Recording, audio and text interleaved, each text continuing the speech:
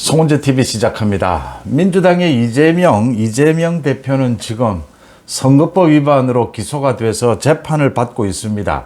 지난해 대통령 선거 기간 동안 두 가지 거짓말을 해서 재판 중입니다. 이 이재명의 선거법 위반 재판에 결정적인 영향을 미칠 폭로가 어제 두 건이 이어졌습니다.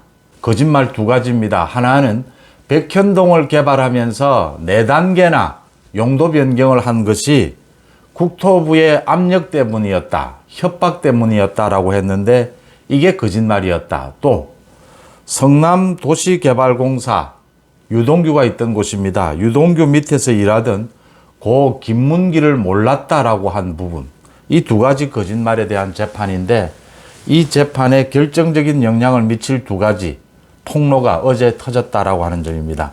먼저 고 김문기를 몰랐다, 이재명이 고 김문기를 몰랐다, 이 부분에 대해서 숨진 김문기 성남도시개발공사 개발 1처장 유족들이 녹취록을 공개를 했습니다.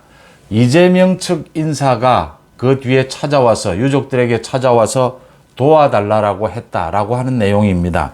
그러니까 김문기 처장이 좀 의문스럽게 숨진 이후에 유족들이 기자회견을 열려고 했다. 이재명이 김문기에 대해서 모른다라고 했기 때문에 기자회견을 열려고 했다. 지난 2월의 일입니다. 김문기가 숨진 것은 지난 12월입니다.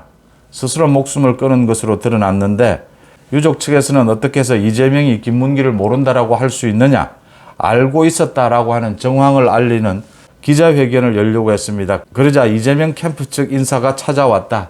이 인사는 경기도지사 산하기관에도 근무를 했고 산하기관장으로도 있었고 이재명 캠프에 들어가서 좀 도우려고 한다라고 하면서 유족 측을 찾아왔다. 그래서 유족 측이 어떻게 해서 이재명이 김 처장을 몰랐다라고 이야기를 할 수 있느냐라고 하자 이 사람이 갑자기 누가 확 카메라를 들이대고 물으면 블랙아웃이 된다. 생각이 잘 안 난다.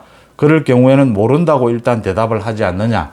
그러자 유족들이 모른다라고 한 것이 아니라 기억이 안 난다라고 하지 않았느냐 라고 되묻자 원론적인 답변이었다. 돌아보니까 미안하다라고 이야기를 했습니다. 그러자 유족들이 그건 진짜 말도 안 되죠. 필드도 같이 나갔는데 골프 치시잖아요.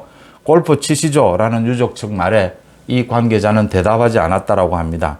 중요한 이야기는 계속됩니다. 유족 측이 이재명 캠프를 대표해서 온 것처럼 보인다라고 하자 이 사람이 의논을 하고 왔죠. 개인적으로 했다고 하면 시간 낭비고 이재명 측과 의논을 하고 자신이 찾아왔다라고 하는 것을 밝힌 셈입니다.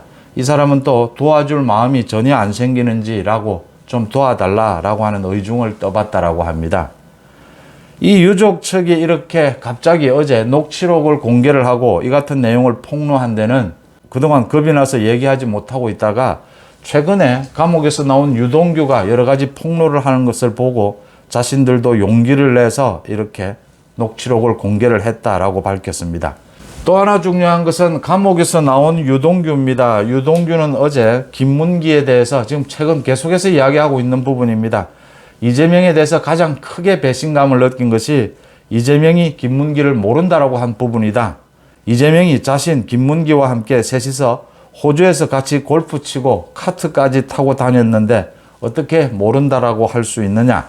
호주, 뉴질랜드를 10일 동안 같이 출장을 다녀왔는데 모른다라고 하는 것이 말이 되느냐. 이렇게 유동규는 또 폭로를 했습니다. 이재명과 유동규, 김문기가 골프를 치면서 함께 찍은 사진도 이미 공개가 됐습니다.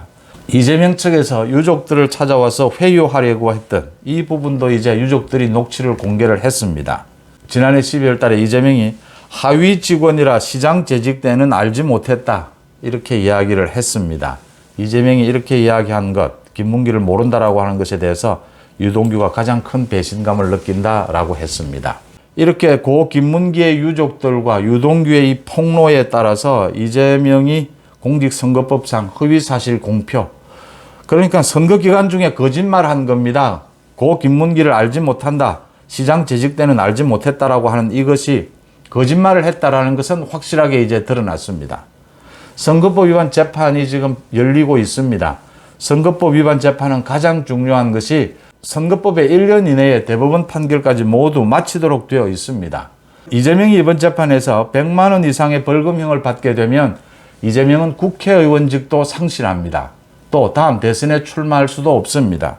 또 민주당은 정부가 대선 기간 동안 쓴 자금 지원해준, 보전해준 432억 원을 토해내야 합니다. 이재명과 민주당이 망하는 셈입니다. 이 재판이 어떻게 될 것이냐, 결정적인 증거가 될 것이다. 이 두 가지 폭로가 이재명의 선거법 위반 재판에 결정적인 영향을 미칠 것이다 라는 게 법조계의 진단입니다. 왜 결정적인 영향을 미치느냐? 이재명이 거짓말한 것은 확실합니다.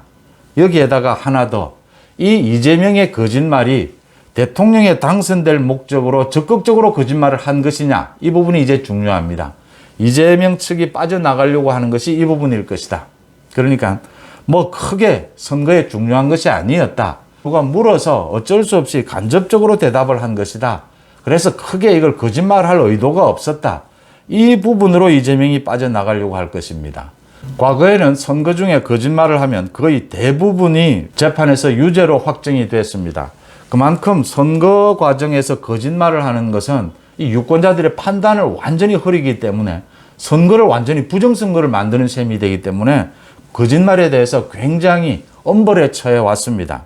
그러니까 이같이 선거에서 거짓말을 하는 것에 대해서 엄벌을 하는 이런 법원의 자세가 무너진 게 이재명 때문입니다. 이재명이 소위 형을 강제 입원시킨 부분, 그걸 자신이 방송토론회에서 그러지 않았다라고 거짓말을 했다가 이게 선거법 위반으로 걸렸었습니다. 그런데 1심, 2심에서는 유죄 판결이 났는데 대법원에서 뒤집어져서 무죄로 판결이 났습니다. 그 무죄 판결이 나온 이유가, 근거가 이재명이 적극적으로 당선될 목적으로 거짓말을 한 것은 아니었다라는 것이었습니다. 이런 대법원 판결이 굉장히 많은 문제점이 있었다라고 지금 법조계에서 지적하고 있지만, 만약 이런 대법원 판결의 자세가 유지된다고 하더라도 이재명은 이번 폭로로 인해서 빠져나갈 수가 없다라고 하는 겁니다. 그러니까 이재명 측이 거짓말을 하고 적극적으로 그 거짓말에 대해서 문제가 될 걸 알고 유족들을 대상으로 해서 회유하려고 했다. 좀 도와줄 생각이 없느냐. 측근을 보내서 이렇게 회유하려고 했다. 이건 적극적으로 이번 선거에서 고 김문기를 몰랐다라고 하는 것이, 이 거짓말이 굉장히 중요한 것이고, 또 이 선거에 당선될 목적으로, 대통령에 당선될 목적으로 이 거짓말 부분을 무마하려고 했다. 회유하려고 적극적으로 행동했다. 라고 하는 증거가 되는 셈입니다. 그래서 이재명의 선거법 위반 재판에서 이번 고 김문기 유족들의 폭로, 또 유동규의 폭로, 이 두 가지는 결정적인 영향을 미치게 될 것이다. 이재명 유죄 판결에 결정적인 증거가 될 것이다 라고 하는 것이 법조계의 일반적인 판단입니다. 문제는 이재명의 선거법 위반 재판이 법에 정해진 대로 1년 안에 끝날 수 있느냐. 1년 안에 끝나면 이재명과 민주당은 정말 폭망하는 결과가 될 것이다 라고 하는 점입니다. 송원재TV 마칩니다. 고맙습니다.